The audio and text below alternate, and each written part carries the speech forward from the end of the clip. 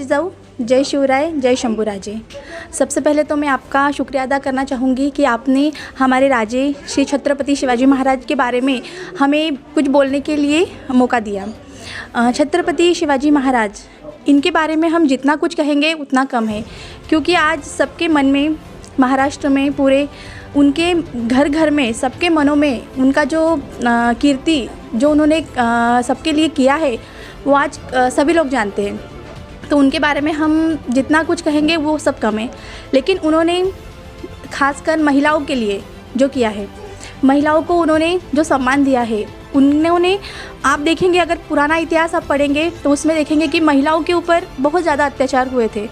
तो उन्होंने वो एक नियम बनाया, अगर किसी भी महिला के ऊपर अगर कोई बुरी नज़र भी डालेगा तो उन्होंने सीधा उसे मृत्यु दंड देने के लिए एक नियम बनाया था, जिससे ये साबित होता है कि शिवाजी महाराज ने महिलाओं को कितना सम्मान दिया है। लेकिन उन्होंने धर्मनिरपेक्ष होकर ही, उन्होंने ऐसा नहीं है कि सिर्फ हिंदू की है या मराठी है, कोई भी कास्ट या कोई भी धर्म को लेके उन्होंने ये नहीं किया था। उन्होंने हर महिला के लिए ये नियम बनाया था, अगर वो मुस्लिम हो, चाहे हिंदू हो, चाहे कोई भी मज़हब की हो, तो उन्होंने सबके लिए ये नियम बनाया था।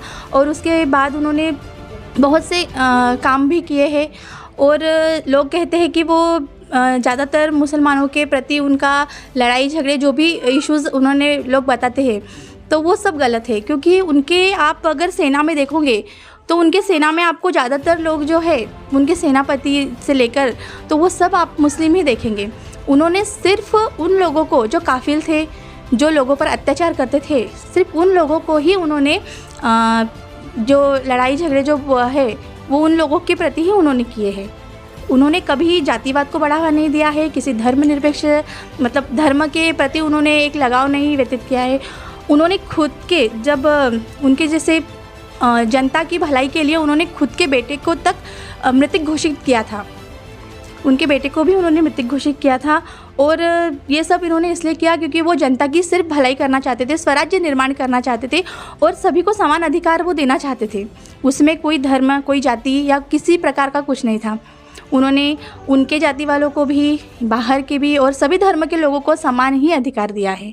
तो इसलिए आप ये सब गलत अफवाहें जो सुनते हैं वो मत सुनिए, उनका इतिहास पढ़िए, उनके बारे में जानिए, उसके बाद ही आप कोई निर्णय लीजिए कि वो कैसे थे। क्योंकि उनके जैसा राजा ना कोई होगा और ना ही कोई हुआ है, नहीं होगा। इसलिए जय शिवराय।